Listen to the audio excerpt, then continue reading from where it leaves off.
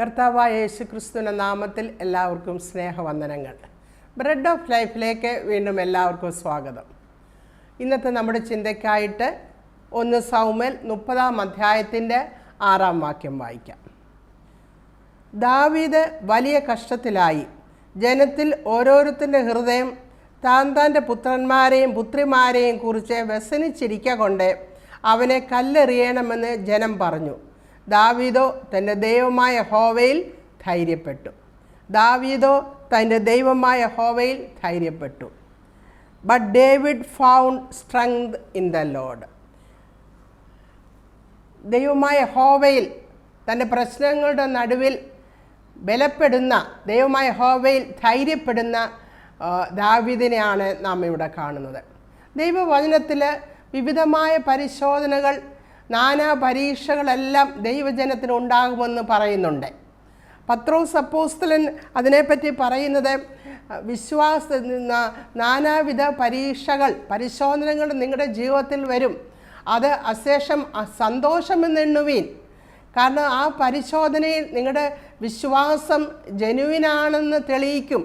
അങ്ങനെ തെളിയിക്കുമ്പോൾ ക്രിസ്തുവിൻ്റെ വരവിങ്കൽ അത് നിങ്ങൾക്ക് മാനത്തിനും പുകഴ്ചയ്ക്കും തേജസ്സിനുമായിട്ട് തീരുമെന്ന് പത്രോസ് എഴുതിയിരിക്കുന്നു. ആദ്യം അത് ദുഃഖം തന്നാലും പിന്നെ അത് ആനന്ദമായി തീരുമെന്ന് എഴുതിയിരിക്കുന്നു.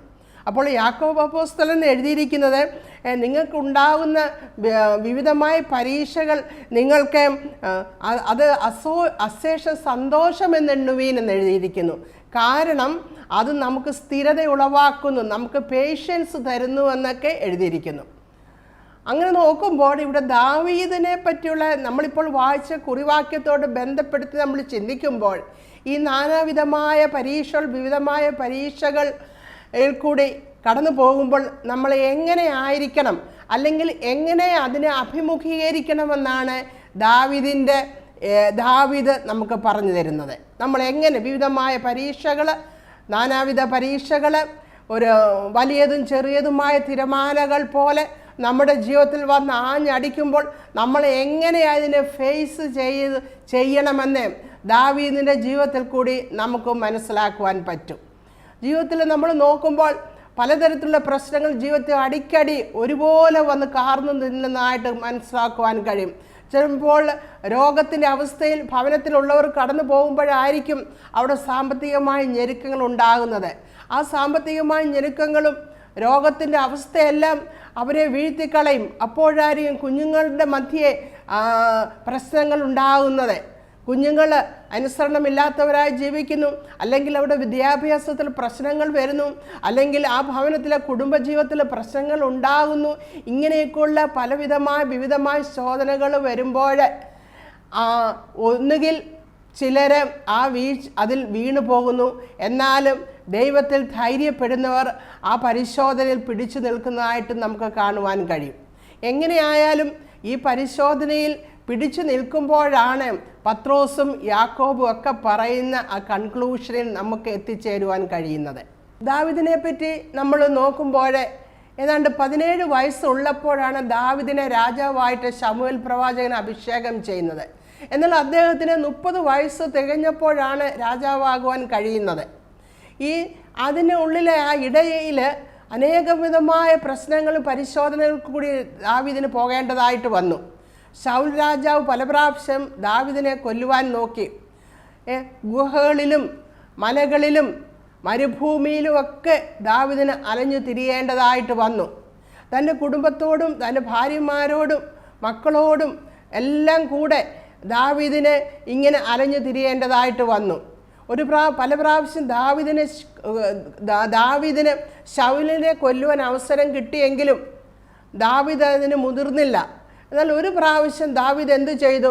നമുക്ക് 1 ശമൂവേൽ 27-ാം അധ്യായത്തിൻ്റെ 1 മുതൽ 4 വരെയുള്ള വാക്യങ്ങൾ നമുക്ക് വായിക്കാൻ കഴിയും. ദാവീദ് തന്നെത്താൻ മനസ്സിൽ ചിന്തിച്ചു, എങ്ങനെയായാലും ഒരു ദിവസം ഞാൻ ശൗലിൻ്റെ കയ്യാൽ മരിക്കുകയുള്ളൂ. അതുകൊണ്ട് ഞാൻ ഈ ഇസ്രായേൽ ദേശം വിട്ട് ഞാൻ ഫെലിസ്ത്യരുടെ അടുത്ത് അഭയം പ്രാപിക്കാൻ പോവുകയാണ് എന്ന് മനസ്സിൽ അവൻ ചിന്തിച്ചു. അതുപോലെ അവൻ പ്രവർത്തിച്ചു. സാധാരണയായി ദാവീദ് എല്ലാ കാര്യങ്ങളും ചെയ്യുന്നതിന് മുമ്പായി തന്നെ യഹോവയായ ദൈവത്തോട് ആലോചന ചോദിച്ചിട്ടായിരുന്നു ചെയ്യുന്നത്. എന്നാൽ ഇപ്പോൾ ദാവീദ് അങ്ങനെ ചെയ്തില്ല. തൻ്റെ മനസ്സിൽ കരുതി ദാവീദ്, ശൗൽ ഒരു പ്രാവശ്യം എങ്ങനെയാലും എന്നെ കൊല്ലും, അതുകൊണ്ട് ഞാൻ ഈ ദേശം വിട്ട് ഫെലിസ്ത്യ ദേശത്തേക്ക് പോവുകയാണ്, അപ്പോൾ ശൗൽ എന്നെ തിരയുന്നത് നിർത്തുമെന്ന് പറഞ്ഞുകൊണ്ട് ദാവീദ് ഇസ്രായേൽ ദേശം വിട്ട് ഫെലിസ്ത്യ ദേശത്തേക്ക് പോയി അവിടുത്തെ രാജാവായ ആഗീഗിനെ അവിടെ അഭയം പ്രാപിച്ചു. അപ്പോൾ ഈ ഫെലിസ്ത്യ രാജാവായ ആഗാഗിൻ്റെ അടുത്ത് ദാവീദ് വളരെ വിശ്വസ്തയോടും പരമാർത്ഥതയോടും കൂടിയാണ് നിന്നത്. അപ്പോൾ രാജാവ് ഈ ദാവീദിനെ ഒരു സ്ഥലം പതിച്ചു കൊടുത്തു, ഉള്ളിലോട്ട് സിക്ലാഗ് എന്ന പേരിലെ ഒരു സ്ഥലം അവിടെ പതിച്ചു കൊടുത്തു. അങ്ങനെ പതിച്ചു കൊടുത്ത് ദാവീദ് എന്നും രാവിലെ തൻ്റെ ആൾക്കാരുമായിട്ട് യുദ്ധത്തിന് പോകും. അങ്ങ് ആ ഫെലിസ്ത്യദേശരുടെ തന്നെ ആ പൂർവ്വ നിവാസികളൊക്കെ ദാവീദ് വധിക്കുമായിരുന്നു. എന്നാൽ അവരെയാണ് വധിക്കുന്നതെന്ന് ആഗാഗ് രാജാവിനോട് പറയത്തില്ലായിരുന്നു.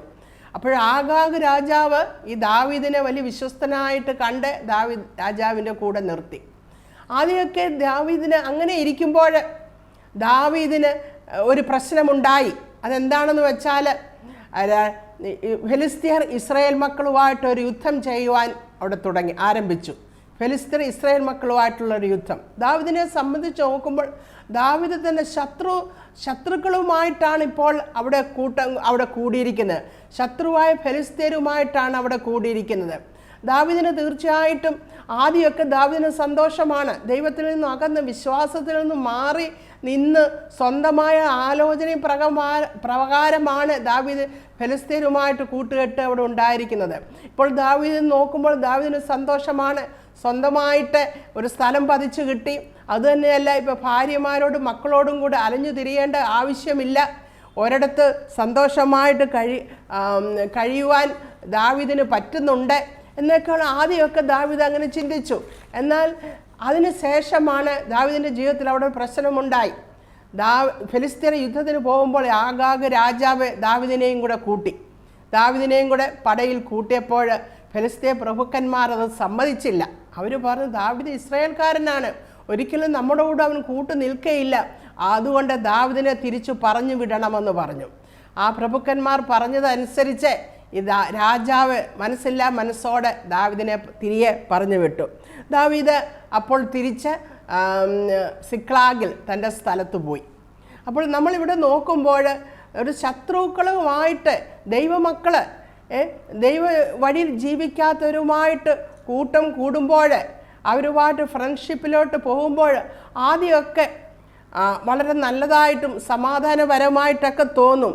എന്നാൽ അതിന് ശേഷമാണ് പ്രശ്നങ്ങൾ അഭിമുഖീകരിക്കേണ്ടതായിട്ട് വരുന്നത്. ദാവീദിനെ സംബന്ധിച്ചിടത്തോളം ദാവീദിന് അവരോട് കൂടെ പോയി യുദ്ധം ചെയ്യാൻ ആഗ്രഹിച്ചു നിന്നെങ്കിലും അത് തെറ്റായ ഒരു നടപടിയായിരുന്നു. ദൈവമക്കൾ ദാവീദിൻ്റെ ദേശത്തിന് തന്നെ എതിരായിട്ടാണ് ദാവീദ് യുദ്ധം ചെയ്യുവാൻ അവിടെ നിൽക്കുന്നത്. എന്നാൽ ദൈവം തന്നെ അവിടെ ഒരു മുഖാന്തരമുണ്ടാക്കി ആ ഫെലിസ്ത്യ പ്രഭുക്കന്മാരിൽ കൂടെ ദാവീദിനെ തിരിച്ചു പറഞ്ഞയക്കുകയാണ് ചെയ്യുന്നത്. അതുകൊണ്ട് എന്ത് സംഭവിച്ചു? ഈ യുദ്ധത്തിലായിരുന്നു ശൗൽ അവിടെ കൊല്ലപ്പെട്ടത്. അങ്ങനെ ദാവീദും കൂടെ ആ യുദ്ധത്തിന് പോയിരുന്നെങ്കിൽ തീർച്ചയായിട്ടും ശൗൽ രാജാവ് അതിൻ്റെ ഉത്തരവാദി ദാവീദ് രാജാവിൻ്റെ മേൽ വന്നേനെ. എന്നാൽ ദൈവം തന്നെ അതിൽ നിന്ന് അവനെ മാറ്റുകയായിരുന്നു ചെയ്തത്. അപ്പോൾ അവൻ സിക്ലാഗിൽ ചെന്നു. നമുക്കെല്ലാം ജീവിതത്തിൽ പഠിക്കേണ്ട ഒരു പാഠമാണ്. നാം നമ്മുടെ വിശ്വാസത്തിൽ നിന്ന് സ്വല്പം ഒന്ന് മാറി മറ്റുള്ള രീതിയിലേക്ക് നമ്മൾ പോയി കഴിയുമ്പോൾ ആദ്യമൊക്കെ നമുക്കത് സന്തോഷമാണെന്നും സമാധാനമാണെന്നും തോന്നും. എന്നാൽ അതിന് ശേഷമാണ് അതുമൂലമുള്ള പ്രശ്നങ്ങൾ നമുക്കും ജീവിതത്തിൽ അഭിമുഖീകരിക്കേണ്ടതായിട്ട് വരുന്നത്. എന്നാൽ ദാവീദ് തിരിച്ച് സിക്ലാഗിൽ ചെല്ലുമ്പോൾ ദാവീദിന് കണ്ട കാഴ്ച എന്തെന്ന് ചോദിച്ചാൽ നമുക്കത് 1 സമൂവേൽ 30-ാം അധ്യായത്തിൻ്റെ 1 മുതൽ 6 വരെയുള്ള വാക്യങ്ങളിൽ നമുക്ക് വായിക്കുവാൻ കഴിയും. ദാവീദ് അവിടെ ചെന്നപ്പോൾ ദാവീദ് കണ്ടത് അമാലേക്യർ എന്ന് പറഞ്ഞ് ഇസ്രായേൽ മക്കളുടെ ശത്രുക്കൾ ഈ സിക്ലാഗിനെ ആക്രമിച്ചിരിക്കുന്നു. അതെല്ലാം തീയിട്ട് നശിപ്പിച്ചിരിക്കുന്നു. അതുതന്നെയല്ല, തൻ്റെ ഭാര്യമാരെയും മക്കളെയെല്ലാം അടിമകളായിട്ട് അവർ കൊണ്ടുപോയി. തന്നോടുകൂടെ ഏകദേശം 600 പേരുണ്ടായിരുന്നു. അവരുടെ ഭാര്യമാരെയും മക്കളെയെല്ലാം അവർ അടിമകളായിട്ട് കൊണ്ടുപോയി. അവരുടെ ആടുമാടുകളെല്ലാം നശിപ്പിച്ചു. അപ്പോൾ ദാവീദ് വലിയ ദുഃഖത്തിലായി. ഈ 1 സമൂവേൽ 30-ാം അധ്യായത്തിൻ്റെ 4 മുതലുള്ള വാക്യങ്ങളിൽ 4 മുതൽ 6 വരെയുള്ള വാക്യങ്ങളിൽ ഇങ്ങനെ എഴുതിയിരിക്കുന്നു: അപ്പോൾ ദാവീദും കൂടെയുള്ള ജനവും കരവാൻ ബലമില്ലാത്തതാകോളം ഉറക്കെ കരഞ്ഞു. ഇസ്രായേൽക്കാരത്തി അഹിനോവും കർമ്മേൽക്കാരൻ നാബാലിൻ്റെ ഭാര്യയായിരുന്ന അബിഗേൽ എന്നീ ദാവീദിൻ്റെ 2 ഭാര്യമാരെയും അവർ പിടിച്ചുകൊണ്ടു പോയിരുന്നു. ദാവീദോ വലിയ കഷ്ടത്തിലായി. ജനത്തിൽ ഓരോരുത്തൻ്റെ ഹൃദയം താന്താൻ്റെ പുത്രന്മാരെയും പുത്രിമാരെയും കുറിച്ച് വ്യസനിച്ചു കൊണ്ടിരിക്കൊണ്ട് അവനെ കല്ലെറിയണമെന്ന് ജനം പറഞ്ഞു. ദാവീദോ തൻ്റെ ദൈവമായ യഹോവയിൽ ബലധൈര്യപ്പെട്ടു. ദാവീദിന് ഇപ്പോൾ ഉണ്ടാകുന്ന പരീക്ഷ, നാനാവിധമായ പരീക്ഷയിൽ കൂടി ദാവീദ് കടന്നു പോവുകയാണ്. തൻ്റെ ശൗൽ മൂലം താൻ ഇസ്രായേലിൽ നിന്ന് ദാവീദിന് ഫെലിസ്ത്യരെ അഭയം പ്രാപിക്കേണ്ടതായിട്ട് വന്നു. 1. രണ്ടാമതായിട്ട് താൻ രാജാവിൻ്റെ കൂടെ നിൽക്കുമ്പോൾ ഈ ഫെലിസ്ത്യർ പ്രഭുക്കന്മാർ ദാവീദിനെ അവിടുന്ന് മാറ്റിക്കളഞ്ഞു. അവൻ സിക്ലാഗിലേക്ക് തിരികെ വന്നപ്പോൾ അവന് കൊടുത്ത ആ സ്ഥലമെല്ലാം അമാലേക്കർ കത്തി നശിപ്പിച്ചതായിട്ട് കണ്ടു. അതുതന്നെയല്ല, തൻ്റെ ഭാര്യമാരെയും മക്കളെയെല്ലാം അടിമകളായിട്ട് അവർ പിടിച്ചുകൊണ്ടുപോയി. തനിക്കുണ്ടായിരുന്ന ആടുമാടുകളെ എല്ലാവരും നശിപ്പിച്ചു. അത് തന്നെയെല്ലാം തന്നോട് കൂടെ ഉണ്ടായിരുന്ന 600 പേരുടെ കുടുംബത്തെ അവർ കൊണ്ടുപോയി. എന്നാൽ ഈ 600 പേരുണ്ടായിരുന്നു, അവരെല്ലാം ദാവീദായിരുന്നു ഇവരെ തീറ്റി പുലർത്തിയിരുന്നത്. ദാവീദിൻ്റെ കൂടെ ആയിരുന്നു ദാവീദായിരുന്നു ഇവർക്ക് അഭയം കൊടുത്തിരുന്നത്. എന്നാൽ ദാവീദ് കഷ്ടത്തിലായപ്പോൾ ഇവരെന്ത് ചെയ്തു? ദാവീദിനെതിരായിട്ട് ദാവീദിനെ എറിയുവാൻ കല്ലെറിഞ്ഞു. ദാവീദിനോടുകൂടെ വിഷാദിക്കേണ്ട അവരെ ദാവീദിനെ എറിയുവാൻ അവിടെ കല്ലെടുക്കുന്നതായിട്ട് കാണുവാൻ കഴിയും. അപ്പോൾ വിവിധമായ പരിശോധനയിൽ കൂടിയാണ് ദാവീദ് കടന്നു പോകുന്നത്. എന്നാൽ ആ സമയത്ത് ദാവീദ് ചെയ്ത കാര്യമാണ് നാമും വിവിധമായ പരിശോധനകളിൽ കൂടി കടന്നു പോകുമ്പോൾ ചെയ്യേണ്ടത്. ദാവീദ് യഹോവയായ ദൈവത്തിൽ ധൈര്യപ്പെട്ടു എന്ന് ഇവിടെ എഴുതിയിരിക്കുന്നു. ഇവിടെ നമുക്ക് കാണാൻ കഴിയുന്ന ദാവീദിൻ്റെ വിശ്വാസത്തെയാണ്. ദാവീദിൻ്റെ വിശ്വാസവും അപ്പോൾ തന്നെ ഒരു പ്രശ്നത്തിലാകുമ്പോൾ എങ്ങനെ അതിൽ നിന്ന് മാറി ദൈവമുഖത്തേക്ക് നോക്കുവാൻ കഴിയും എന്നുള്ളതാണ് ദാവീദ് ഇവിടെ കാണിച്ചു തരുന്നത്.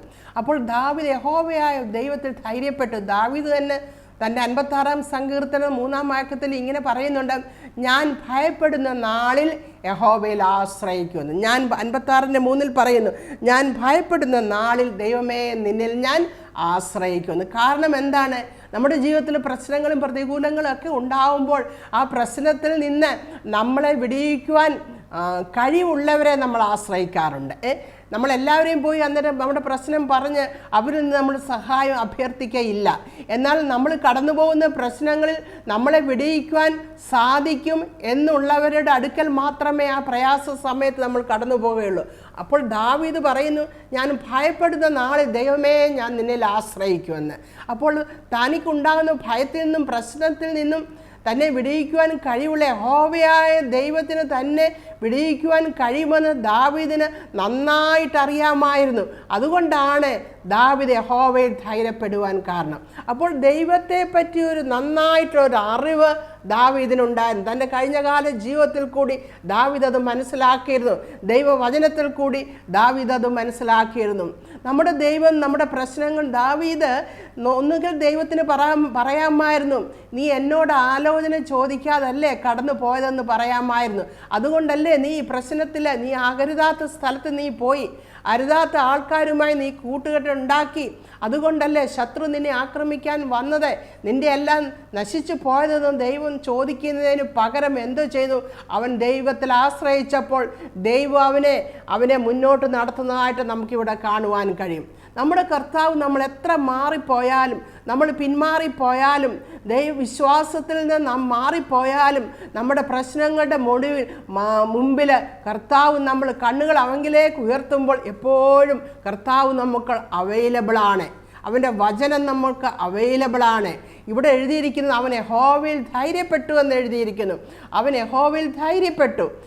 കാരണം അവനറിയാമായിരുന്നു യഹോവയിൽ ധൈര്യപ്പെടുമ്പോൾ ദൈവം അവന് വഴി തുറന്നു കൊടുക്കുമെന്നറിയായിരുന്നു. അതിനുശേഷം ആ 30-ാം അധ്യായത്തിൻ്റെ 7-ാം വാക്യത്തിൽ യഹോവയായ ദൈവത്തോട് അവൻ ആലോചന ചോദിക്കുന്നുണ്ട്. ദൈവമേ, ഞാൻ എന്ത് ചെയ്യണം? ഞാൻ എങ്ങനെയാണ് മുന്നോട്ട് പോകേണ്ടത്? എന്നെ ആക്രമിക്കാൻ വന്ന ശത്രുവിനെ ഞാൻ പിന്തുടരണമോ എന്നൊക്കെ ദൈവത്തോടെ ദാവീദ് ആലോചന ചോദിക്കുന്നു. ഏഫോദ് മുഖാന്തരം അവിടെ ആലോചന ചോദിക്കുന്നു. അപ്പോൾ യഹോവയായ ദൈവം അവിടെ മറുപടി പറയുന്നുണ്ട്, നീ നിൻ്റെ ശത്രുവിനെ പിന്തുടരണം, നിനക്ക് നഷ്ടപ്പെട്ടതിനെ എല്ലാം ഞാൻ തിരിച്ചു തരുമെന്ന് യഹോവയായ ദൈവം അവിടെ ദാവീദിനോട് പറയുന്നുണ്ട്. നാം എത്ര ദൈവത്തെ തള്ളിക്കളഞ്ഞാലും, നാം അവിശ്വസ്തരായി തീർന്നാലും, ദൈവഭാഗത്ത് നിന്ന് നമ്മൾ മാറിപ്പോയാലും, നമ്മുടെ പ്രയാസങ്ങളുടെ നടുവിൽ ദൈവമുഖത്തേക്ക് നോക്കുമ്പോൾ, അല്ലെങ്കിൽ ദൈവത്തിൽ നാം ബലം കണ്ടെത്തുമ്പോൾ, അല്ലെങ്കിൽ ധൈര്യപ്പെടുമ്പോൾ ദൈവം നമ്മളെ മാറ്റിക്കളയുന്നവനല്ല. സങ്കീർത്തനം 46 അധ്യായം 1-2 വാക്യത്തിൽ പറഞ്ഞ്, കർത്താവ് അവൻ നമ്മുടെ സങ്കേതവും ബലവുമാകുന്നു, കഷ്ടങ്ങളിൽ അവൻ ഏറ്റവും അടുത്ത തുണയായിരിക്കുന്നു. കഷ്ടങ്ങളിൽ നമുക്ക് അവൻ ഏറ്റവും അടുത്ത തുണയാണ്. ആണ് കർത്താവിൻ്റെ സ്വഭാവം. അതാണ് നമുക്കറിയാം. ശമരിയ ഒരു മനുഷ്യൻ അർത്ഥപ്രാണനായ റോഡിൽ കിടക്കുമ്പോൾ ഒരു പുരോഹിതൻ അവനെ കണ്ടിട്ട് വഴിമാറിപ്പോയി. അങ്ങനെ വഴിമാറിപ്പോകുന്നവനല്ല നമ്മുടെ കർത്താവ്. ഒരു ലേവ്യനും ആ മനുഷ്യനെ കണ്ടിട്ട് വഴിമാറിപ്പോയി. എന്നാൽ ആ ശമരിയക്കാരൻ എന്ത് ചെയ്തു? അവന് അർത്ഥപ്രാണനായി കിടന്ന മനുഷ്യന് വേണ്ടിയതെല്ലാം എണ്ണ പകർന്നു, അവന് ആശ്വാസം കൊടുത്തു, അവന് വേണ്ടിയതെല്ലാം അവിടെ ചെയ്തു കൊടുക്കുന്നു. അതുപോലെയാണ് നല്ല ശമരിയക്കാരനായ നമ്മുടെ കർത്താവ്. നമുക്ക് വേണ്ടിയതെല്ലാം നമുക്ക് ചെയ്തു തരുന്നവനാണ് നമ്മുടെ കർത്താവ്. അതുതന്നെയല്ല, നമ്മുടെ സങ്കട സമയത്ത്, നമ്മുടെ വേദനയുടെ മധ്യേ നമ്മളോട് കൂടെ വേദനിക്കുന്ന മനസ്സലിവുള്ളവനാണ് നമ്മുടെ ദൈവം. നമുക്കറിയാം, മാർത്തയും മറിയും സഹോദരൻ്റെ മരണത്തിൽ കരഞ്ഞപ്പോൾ കർത്താവ് അവരോട് കൂടെ കരയുന്നു. കൂടെ കരയുക മാത്രമല്ല, അവരുടെ പ്രതിസന്ധിയിൽ അവർക്ക് വേണ്ടുന്ന, അവരുടെ പ്രശ്നങ്ങളുടെ നടുവിൽ അവർക്ക് വേണ്ടുന്ന സൊല്യൂഷൻ കൊടുക്കുന്നു. ആ സഹോദരനെ ഉയർത്തെഴുന്നേൽപ്പിക്കുന്നു. പിന്നെ നമുക്ക് കാണുവാൻ കഴിയും, നയനിലെ വിധവ തൻ്റെ ഏക മകൻ മരിച്ചപ്പോൾ ആ മകൻ്റെ ശവമായിട്ട് പോകുമ്പോൾ കർത്താവ് അവിടെ കണ്ട നയനെ വിധവയോടെ പറയുന്നു, കരയണ്ട എന്ന് പറയുന്നു. എന്താ കരയണ്ട എന്ന് പറയുക മാത്രമല്ല, കരയാതിരിക്കുവാൻ തക്കവണ്ണം, ഇനി ഒരിക്കലും കരയാതിരിക്കുവാൻ തക്കവണ്ണം ആ നയിലെ വിധവയുടെ മരിച്ചുപോയ മകനെ കർത്താവോടെ ഉയർപ്പിക്കുന്നു, എഴുന്നേൽപ്പിക്കുന്നു. മഗ്ദലക്കാരത്തി മറിയ അതുപോലെ യേശുവിനെ ശവശരീരം കല്ലറയിൽ കണ്ടപ്പോൾ, കാണാഞ്ഞിട്ട് അവിടെ കരഞ്ഞുകൊണ്ട് നിൽക്കുമ്പോൾ കർത്താവ് ചോദിക്കുന്നു, സ്ത്രീയെ നീ കരയുന്നത് എന്തിനാണ് എന്ന് പറഞ്ഞുകൊണ്ട് അവൾക്കും അവിടെ ഒരു പരിഹാരകനായി കർത്താവ് അവളുടെ മുമ്പിൽ അവിടെ നിൽക്കുന്നു. അപ്പോൾ നമ്മൾ നോക്കുമ്പോൾ നമ്മുടെ കണ്ണുനീരിൻ്റെ സമയത്ത്, നമ്മുടെ നിരാശാജനകമായ അവസ്ഥകളിൽ നമ്മളോട് കൂടെ കരയുന്ന ഒരു ദൈവമാണ് നമ്മുടെ ദൈവം. അതുകൊണ്ട് നമ്മുടെ ജീവിതത്തിൻ്റെ ഏത് പരീക്ഷകളുടെയും പ്രശ്നങ്ങളുടെയും നടുവിൽ നമ്മൾക്ക് ഈ ദൈവത്തിൽ അഭയം പ്രാപിക്കണം, ധൈര്യപ്പെടണം, അഭയം പ്രാപിക്കണം. കാരണം ആ ദൈവത്തിന് മാത്രമേ നമ്മളെ വിടിയിക്കാൻ കഴിയുകയുള്ളൂ. സങ്കീർത്തനം 18-ാം സങ്കീർത്തനത്തിൽ ദാവീദ് പറയുന്നുണ്ട്, യഹോവ എൻ്റെ ശൈലവും. 18-ാം സങ്കീർത്തനം 2-3 വാക്യങ്ങൾ പറയുന്നു, യഹോവ എൻ്റെ ശൈലവും എൻ്റെ കോട്ടയും എൻ്റെ രക്ഷകനും എൻ്റെ ദൈവവും, ഞാൻ ശരണമാക്കുന്ന എൻ്റെ പാറയും എൻ്റെ പരിചയും എൻ്റെ രക്ഷയായ കൊമ്പും എൻ്റെ ഗോപുരവുമാകുന്നുവെന്ന്. യഹോവയായ ദൈവത്തെ പറ്റി പറയുവാണ്. തൻ്റെ കഴിഞ്ഞകാല ജീവിതത്തിൽ അനുഭവിച്ച ആ ദൈവം, തന്നെ സഹായിച്ച, തനിക്ക് കോട്ടയായിരുന്ന, തനിക്ക് ഗോപുരമായിരുന്ന, തനിക്ക് ശൈലമായിരുന്ന ആ ദൈവത്തെ പറ്റിയാണ് പറയുന്നത്. തൻ്റെ ദൈവം ആരാണ്, നമ്മൾ വിളിച്ചപേക്ഷിക്കുന്ന ദൈവം ആരാണെന്നുള്ളൊരു അറിവ്, ശരിയായിട്ടുള്ള ഒരു അറിവ് നമുക്കുണ്ടായിരിക്കണം. എങ്കിൽ മാത്രമേ നമ്മുടെ പ്രശ്നങ്ങളുടെ നടുവിൽ ദൈവത്തെ നമുക്ക് ധൈര്യം കണ്ടെത്തുവാൻ കഴിയുകയുള്ളൂ. നമ്മുടെ കർത്താവ് ദൈവം ആരാണ്? സർവശക്തനായ ദൈവമാണ്. അവൻ L Shaddai, almighty God. L Shaddai, സകല ഓൾ സഫിഷ്യൻറ്റ് ഗോഡ്, എല്ലാം കഴിയുന്ന സർവശക്തനായ ദൈവമാണ്. ഉൽപ്പത്തി പുസ്തകം 17-ാം അധ്യായത്തിന് 1-ാം വാക്യത്തിൽ പറയുന്നത് സർവശക്തിയുള്ള ദൈവമാകുന്നുവെന്ന്. അതുപോലെ തന്നെ കർത്താവിന് വേറെ എൽ എല്യോൺ, അത്യുന്നതനായ ദൈവം, ഗോഡ് ദ മോസ്റ്റ് ഹൈ, എൽ എല്യോൺ. ഉൽപ്പത്തി പുസ്തകം 14-ാം അധ്യായം 19-ാം വാക്യത്തിൽ പറയുന്നുണ്ട്, സ്വർഗത്തിനും ഭൂമിക്കും നാഥനായ ദൈവത്തെയാണ് നമ്മൾ വിളിച്ചപേക്ഷിക്കുന്നത്. ശത്രുക്കളെ നമ്മുടെ പാദപീഠമാക്കുന്ന ദൈവത്തിലാണ് നമ്മൾ ബലപ്പെടുത്തുന്നത്, ധൈര്യപ്പെടേണ്ടത്. എൽ എല്യോൺ, അത്യുന്നതനായ ദൈവം. പിന്നെ നമ്മുടെ കർത്താവിനെ പറ്റി ഇപ്പം എൽ എലോഹിം, സകലത്തെ സൃഷ്ടിക്കുന്നവനായ ദൈവം. ആ സകലത്തെ സൃഷ്ടിക്കുന്നവനായ ദൈവത്തിലാണ് നമ്മൾ ധൈര്യം കണ്ടെത്തേണ്ടത്. നമ്മുടെ ദൈവം യഹോവയായ ദൈവം എന്ന് പറയുമ്പോൾ അവൻ നമ്മുടെ കർത്താവാണ്, നമ്മുടെ മാസ്റ്ററാണ്, അഡോനായി നമ്മുടെ ലോഡാണ്. ഈ ദൈവത്തിൻ്റെ ആ പ്രത്യേകത നമ്മൾ മനസ്സിലാക്കി ആ ദൈവത്തിൽ നമ്മൾ ബലം കണ്ടെത്തുമ്പോഴാണ് നമുക്ക് ധൈര്യം ലഭിക്കുകയും നമ്മുടെ ആ പ്രശ്നങ്ങൾക്ക് പരിഹാരം തരികയും ആ പ്രശ്നങ്ങളിൽ കൂടി കടന്നു പോകുവാനുള്ള ദൈവത്തിൻ്റെ കൃപ നമുക്ക് ലഭിക്കുകയും ചെയ്യുന്നത്. ദാവീദ് തന്നെ 27-ാം സങ്കീർത്തനത്തിൽ ദാവീദ് പറഞ്ഞു, യഹോവ എൻ്റെ വെളിച്ചം, ഞാൻ ആരെ ഭയപ്പെടും? യഹോവ എൻ്റെ ജീവൻ്റെ ബലം, ഞാൻ ആരെ പേടിക്കും? യഹോവ എൻ്റെ വെളിച്ചവും എൻ്റെ രക്ഷയുമാകുന്നു, ഞാൻ ആരെ ഭയപ്പെടും? 27-ാം സങ്കീർത്തനം 27-ന്റെ 1 മുതൽ 3 വരെയുള്ള വാക്യങ്ങൾ. യഹോവ എൻ്റെ വെളിച്ചവും എൻ്റെ രക്ഷയുമാകുന്നു, ഞാൻ ആരെ ഭയപ്പെടും? യഹോവ എൻ്റെ ജീവൻ്റെ ബലം, ഞാൻ ആരെ പേടിക്കും? എൻ്റെ വൈരികളും ശത്രുക്കളുമായ ദുഷ്കർമ്മികൾ എൻ്റെ മാംസം തിന്നുവാൻ എന്നോട് അടുക്കുമ്പോൾ ഇടറി വീഴും. ഒരു സൈന്യം എൻ്റെ നേരെ പാളയം ഇറങ്ങിയാലും എൻ്റെ ഹൃദയം ഭയപ്പെടുകയില്ല. എനിക്ക് യുദ്ധം നേരിട്ടാലും ഞാൻ നിർഭയമായിരിക്കും. എന്താണ് ദാവീദ് അങ്ങനെ പറയാൻ കാരണം? യഹോവയാണ് എൻ്റെ വെളിച്ചം. യഹോവ നമ്മുടെ കർത്താവ് വെളിച്ചമാണ്. വെളിച്ചം ഉള്ളിടത്ത് ഇരുളിന് അവിടെ സ്ഥാനമില്ല. എവിടെ ഒരു റൂമിൽ നമുക്കറിയാം, അവിടെ ഇരുട്ടാണെങ്കിൽ ലൈറ്റ് ഇടുമ്പോൾ ഇരുട്ട് മാറിപ്പോകുന്നു. ഇരുട്ടിന് വെളിച്ചത്തെ കീഴടക്കുവാൻ കഴിയുകയില്ല. അപ്പോൾ നമ്മുടെ വെളിച്ചമായ ദൈവം നമ്മളോട് കൂടെ ഉണ്ടപ്പോൾ നമ്മൾ ആരെയാണ് പേടിക്കേണ്ടത്? അവൻ നമ്മുടെ ജീവൻ്റെ ബലമാണ്. നമ്മുടെ ജീവൻ അവൻ്റെ കരങ്ങളിലാണ്. യോബിൻ്റെ കാര്യത്തിൽ സാത്താനോട് യഹോവയായ ദൈവം പറയുന്നുണ്ട്, അവൻ്റെ പ്രാണൻ്റെ മേൽ മാത്രം നിനക്ക് അധികാരമില്ല എന്ന് പറയുന്നു.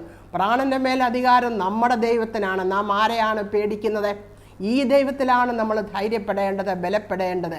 പിന്നെ അവനെൻ്റെ രക്ഷയാണ്, ദൈവമാണ് നമ്മുടെ രക്ഷ. സങ്കീർത്തനം 3-ാം അധ്യായം 8-ാം വാക്യത്തിൽ പറയുന്നു, രക്ഷ യഹോവയ്ക്കുള്ളതാകുന്നുവെന്ന്. യോന മത്സ്യത്തിൻ്റെ വായിൽ കിടക്കുമ്പോൾ 2-ാം അധ്യായം 9-ാം വാക്യത്തിൽ പറയുന്നു, രക്ഷ യഹോവയെങ്കിൽ നിന്ന് വരുന്നുവെന്ന്.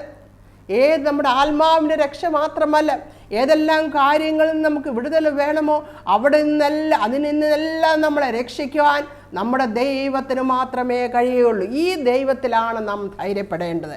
ഈ ദൈവത്തിൽ നമ്മൾ ബലം പ്രാപിക്കണം. പ്രശ്നങ്ങളുടെ മധ്യേ നമ്മൾ വീണു പോവുകയല്ല. പ്രശ്നങ്ങളുടെ മധ്യേ ദൈവത്തിങ്കിലേക്ക് നമ്മൾ ബലം പ്രാപിക്കണം. കാരണം നമ്മുടെ പ്രശ്നങ്ങൾ എന്താണ് മറ്റുള്ളവർ പറയുമായിരിക്കും, പ്രശ്നത്തിൻ്റെ കാരണം മറ്റുള്ളവർ പറയുമായിരിക്കും. എന്നാൽ ഈ പ്രശ്നത്തിൽ നമ്മളെ വിടിയിക്കാൻ നമ്മുടെ ദൈവത്തിന് മാത്രമേ കഴിയുള്ളൂ. അമാലേക്യർ എന്ന് പറയുമ്പോൾ അമാലേക്യരാണ് ഇസ്രായേൽ മക്കളുടെ ആദ്യം മുതലുള്ള ശത്രുക്കളാണ് അമാലേക്യർ. ആദ്യമായിട്ട് ഇസ്രായേൽ മക്കളോട് യുദ്ധത്തിന് വന്നത് ഈ അമാലേക്യരായിരുന്നു. അവർക്ക് വെള്ളം കിട്ടാതെ, അവർ മരുഭൂമി യാത്രയിൽ അവർക്ക് വെള്ളം കിട്ടാതെ അവർ ക്ഷീണിച്ചും തളർന്നും രഫീദ് എന്ന് പറയുന്ന സ്ഥലത്ത് ഇരിക്കുമ്പോൾ ഈ അമാലേക്യർ വന്ന് എന്ത് ചെയ്തെന്നറിയാം? അവർ വന്ന് പിറകിൽ കൂടെ ഇസ്രായേൽ മക്കളോട് യുദ്ധം ചെയ്തു. നമുക്ക് അത് പുറപ്പാട് പുസ്തകം 17-ാം അധ്യായത്തിൽ കാണാം. എന്നാലും യോശുവ മുന്നിൽ നിന്നുകൊണ്ട് ഈ അമാലേക്യരോട് യുദ്ധം ചെയ്തതുകൊണ്ട് അവിടെ ഇസ്രായേൽ മക്കൾ ജയിക്കുന്നതായിട്ട് നമുക്ക് കാണുവാൻ കഴിയും. എന്നിട്ട് ഈ അമാലേക്യർ എന്ന് പറയുന്നത് എപ്പോഴും ഇസ്രായേൽ മക്കളുടെ ശത്രുക്കളായിരുന്നു. യാക്കോബിൻ്റെ സഹോദരനായ ഏശാവിൻ്റെ ഗ്രാൻഡ് സണ്ണായിരുന്നു അമാലേക്യർ. അതുപോലെ എസ്തേറിൻ്റെ പുസ്തകത്തിൽ നമുക്ക് അവിടെ രാജധാനിയിൽ ഒരു ഹാമാൻ ഉണ്ടായിരുന്നു. യഹൂദന്മാർക്കും എസ്തേറിനും വിരോധമായി രേഖയുണ്ടാക്കിയ ഹാമാൻ. ഈ ഹാമാന് ഒരു അമാലേക്യനായിരുന്നു. അപ്പോൾ അമാലേക്യൻ്റെ സ്പിരിറ്റ് എന്ന് പറയുന്നത് ദൈവത്തിനും ദൈവമക്കൾക്കും ദൈവത്തിന് വേണ്ടിയുള്ള പ്രവർത്തനങ്ങൾക്കും പർപ്പസിനും എപ്പോഴും എതിര് നിൽക്കുന്ന ദുഷ്ടശക്തികളാണ് അമാലേക്യ സ്പിരിറ്റ് എന്ന് പറയുന്നത്. നമുക്ക് ആവർത്തന പുസ്തകം 25-ാം അധ്യായത്തിൻ്റെ 17-ഉം 18-ഉം വാക്യങ്ങളിൽ ഇങ്ങനെ എഴുതിയിരിക്കുന്നു, നിങ്ങൾ മിസ്രൈമിൽ നിന്ന് പുറപ്പെട്ടു വരുമ്പോൾ വഴിയിൽ വെച്ച് അമാലേക്ക് നിന്നോട് ചെയ്തത്, അവൻ ദൈവത്തെ ഭയപ്പെടാതെ വഴിയിൽ നിന്റെ നേരെ വന്ന് നീ ക്ഷീണിച്ചും തളർന്നു ഇരിക്കുമ്പോൾ നിന്റെ പിന്നണിയിലുള്ള ബലഹീനരെ ഒക്കെയും സംഹരിച്ച കാര്യം തന്നെ ഓർത്തുകൊള്ളുക. 19-ാം വാക്യം, ആകയാൽ നിന്റെ ദൈവമായ യഹോവ നിനക്ക് അവകാശമായി അടക്കുവാൻ തരുന്ന ദേശത്ത് ചുറ്റുമുള്ള നിന്റെ സകല ശത്രുക്കളെയും നിന്റെ ദൈവമായ യഹോവ നീക്കി നിനക്ക് സ്വസ്ഥത തന്നിരിക്കുമ്പോൾ നീ അമാലേക്കിൻ്റെ ഓർമ്മയെ ആകാശത്തിന് കീഴിൽ നിന്ന് മായ്ച്ചു കളയണം, അത് മറന്നു പോകരുത്. അപ്പോൾ ദൈവമക്കൾ ക്ഷീണിച്ചും തളർന്നും ഇരിക്കുമ്പോൾ അവരെ പിമ്പിൽ നിന്ന് ആക്രമിക്കുന്ന രീതിയാണ് ഈ അമാലേക്യ സ്പിരിറ്റിൻ്റേത്. അപ്പോൾ ദൈവം പറയുന്നു, അവരെ നിങ്ങൾ വെച്ചുകൊണ്ടിരിക്കരുത്, അവരെ നിങ്ങൾ ഭൂമിയിൽ നിന്ന് മാറ്റിക്കളയണമെന്ന് ഇവിടെ പറയുന്നുണ്ട്. അപ്പോൾ ഈ അമാലേക്യൻ ഇവരുടെ ദൈവമക്കൾക്കെതിരായി പ്രവർത്തിക്കുന്ന ഈ സ്പിരിറ്റ് നമ്മുടെ ജീവിതത്തിലും നമ്മൾ ദൈവത്തിന് വേണ്ടി പ്രവർത്തിക്കാൻ ഇറങ്ങുമ്പോൾ നമ്മളെയും ക്ഷീണിച്ചും തളർന്ന നിരാശയൊക്കെ നമ്മുടെ ജീവിതത്തിലും കൊണ്ട് നമ്മൾ ഈ ദുഷ്ടശക്തികൾ നമ്മളെ ആക്രമിക്കാറുണ്ട്. എന്നാൽ അതിനോടെല്ലാം പൊരുതണമെങ്കിൽ എതിർത്ത് നിൽക്കണമെങ്കിൽ യഹോവയായ നമ്മുടെ ദൈവത്തിൽ നമ്മൾ ആശ്രയം വയ്ക്കുകയും ധൈര്യപ്പെടുകയും ബലപ്പെടുകയും ചെയ്തെങ്കിൽ മാത്രമേ കഴിയുകയുള്ളൂ. അപ്പോൾ ദാവീദ് ദൈവത്തിൽ ബലപ്പെട്ടു. സദൃശവാക്യം 18-ാം അധ്യായത്തിൻ്റെ 10-ാം വാക്യത്തിൽ ഇങ്ങനെ പറയുന്നു, യഹോവയുടെ നാമം ബലമുള്ള ഗോപുരം, നീതിമാൻ അതിലേക്ക് ഓടിച്ചെന്ന് അഭയം പ്രാപിക്കുമെന്ന്. യഹോവയായ ദൈവം ബലമുള്ള ഗോപുരം, നീതിമാൻ അതിലേക്ക് ഓടിച്ചെന്ന് അഭയം പറയും. യഹോവയുടെ നാമം, നമ്മുടെ കർത്താവായ യേശുവിൻ്റെ നാമം സകല നാമത്തിനും മേലായ നാമം, സകല മുഴങ്കാലുകളും മടങ്ങുന്ന നാമമാണ്. എല്ലാ ദുഷ്ടശക്തികളും മടങ്ങുന്ന നാമമാണ് യേശുവിൻ്റെ നാമം. ആ യേശുവിൻ്റെ നാമത്തിൻ്റെ ശക്തിയാൽ എല്ലാ ദുഷ്ടപ്പോരുകളും അവിടെ തോൽക്കുകയാണ് ചെയ്യുന്നത്. അതുകൊണ്ട് ദൈവത്തിൽ നമ്മൾ ധൈര്യപ്പെടുന്നവരായിത്തീരണം. അപ്പോൾ യഹോവയായ ദൈവം ദാവീദിന് കൊടുത്ത ആലോചന പ്രകാരം ദാവീദ് അമാലേക്യരെ പിന്തുടരുന്നു. എന്ത് സംഭവിച്ചു? നമുക്കത് 1 ശമൂവേൽ 30-ാം അധ്യായത്തിൻ്റെ അതിൻ്റെ 17-ഉം 18-ഉം വാക്യത്തിൽ നമുക്ക് കാണുവാൻ കഴിയും. അവർ ദാവീദിനോട് യഹോവയായ ദൈവം പറഞ്ഞ പ്രകാരം അമാലേക്യരെ പിന്തുടരുന്നു, അമാലേക്യരോട് യുദ്ധം ചെയ്യുന്നു. അപ്പോൾ ദൈവം പറഞ്ഞു, നിനക്ക് നഷ്ടപ്പെട്ടതെല്ലാം തിരിച്ചു കിട്ടുമെന്ന് അവിടെ പറയുന്നു. അതുപോലെ തന്നെ ഇവിടെ എഴുതിയിരിക്കുന്നത് 30-ാം അധ്യായത്തിൻ്റെ 18-ഉം 19-ഉം വാക്യത്തിൽ ഇങ്ങനെ കാണുന്നു, അമാലേക്യർ അപഹരിച്ച് കൊണ്ടുപോയിരുന്നതൊക്കെയും ദാവീദ് വീണ്ടുകൊണ്ടു. തൻ്റെ 2 ഭാര്യമാരെയും ദാവീദ് ഉദ്ധരിച്ചു. അവർ അപഹരിച്ച് കൊണ്ടുപോയതിൽ ചെറുതോ വലുതോ പുത്രന്മാരോ പുത്രിമാരോ കൊള്ളയോ യാതൊന്നും കിട്ടാതിരുന്നില്ല. ദാവീദ് എല്ലാം മടക്കി കൊണ്ടുപോകുന്നു. ഹല്ലേലൂയ. ദാവീദിന് അമാലേക്യർ എടുത്ത സകലതും, അവൻ്റെ സമ്പത്ത്, അവൻ്റെ ഭാര്യമാരെ, അവൻ്റെ പുത്രന്മാരെ എല്ലാം ദാവീദിനെ അവിടെ തിരികെ കിട്ടുന്നു.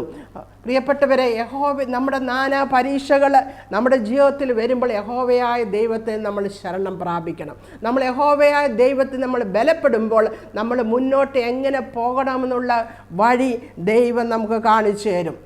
അപ്പോൾ അത് തന്നെ നമ്മുടെ ഹൃദയത്തിൽ നെഗറ്റീവായിട്ടുള്ള നമ്മുടെ ഹൃദയത്തിലെ ചിന്തകൾക്കൊക്കെ വ്യത്യാസം വരും.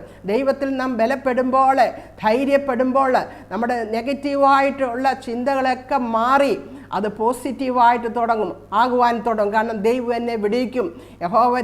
ദൈവത്തിൻ്റെ ശക്തിയും ദൈവത്തിൻ്റെ ബലവും ദൈവത്തിൻ്റെ മഹത്വവും ദൈവത്തിൻ്റെ വാഗ്ദത്തങ്ങളും ദൈവത്തിൻ്റെ സ്നേഹവും എല്ലാം ദൈവത്തിൽ നമ്മൾ ധൈര്യം കണ്ടെത്തുമ്പോൾ, ബലപ്പെടുമ്പോൾ ദൈവം നമ്മളെ ആ ദൈവത്തിൻ്റെ പ്രവർത്തികളിൽ കൂടെ അതെല്ലാം നമുക്ക് മനസ്സിലാക്കുവാൻ കഴിയും. അതുകൊണ്ട് നാനാവിധമായ പരീക്ഷകൾ നമ്മുടെ ജീവിതത്തിൽ ഉടലെടുക്കുമ്പോൾ പ്രിയപ്പെട്ടവരെ, നമുക്ക് ദൈവത്തിൽ നമുക്ക് ബലപ്പെടാം. ഏലിയാവ് നിരാശനായി, നമുക്ക് ഈ പ്രശ്നങ്ങൾക്ക് വരുമ്പോൾ നമ്മൾ നിരാശപ്പെട്ടു പോകും, നമ്മൾ ബലഹീനരായിത്തീരും, നമ്മൾ നിരാശയുള്ളവരായിത്തീരും. ഏലിയാവിനെ പറ്റി നമുക്കറിയാം.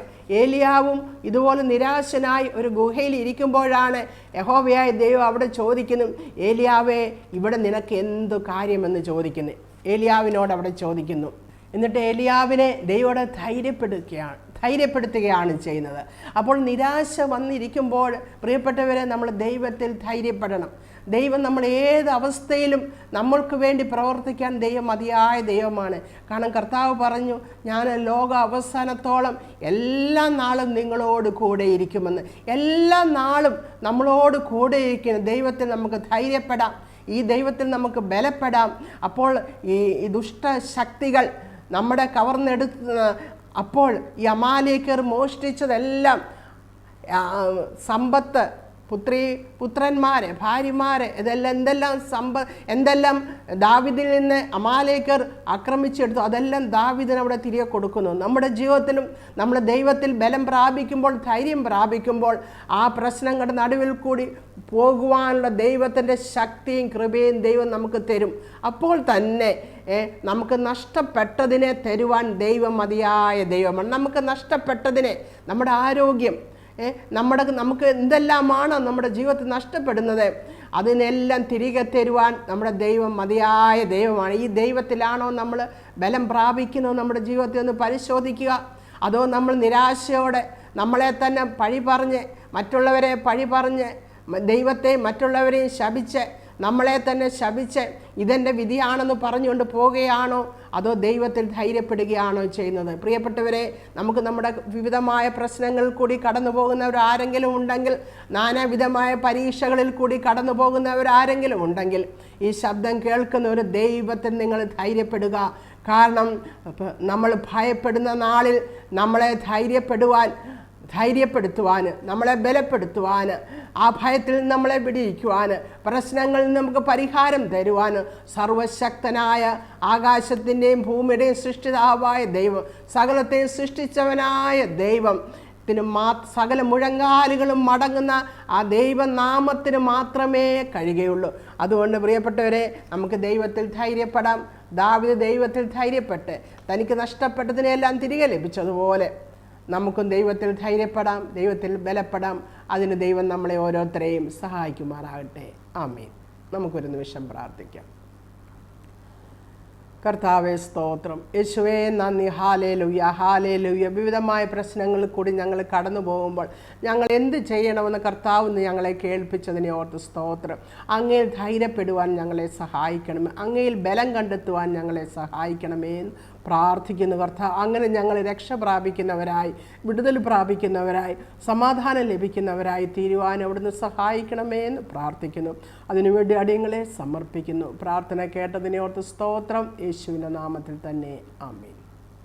കർത്താവ് അനുവദിച്ചാൽ നമുക്ക് വീണ്ടും കാണാം.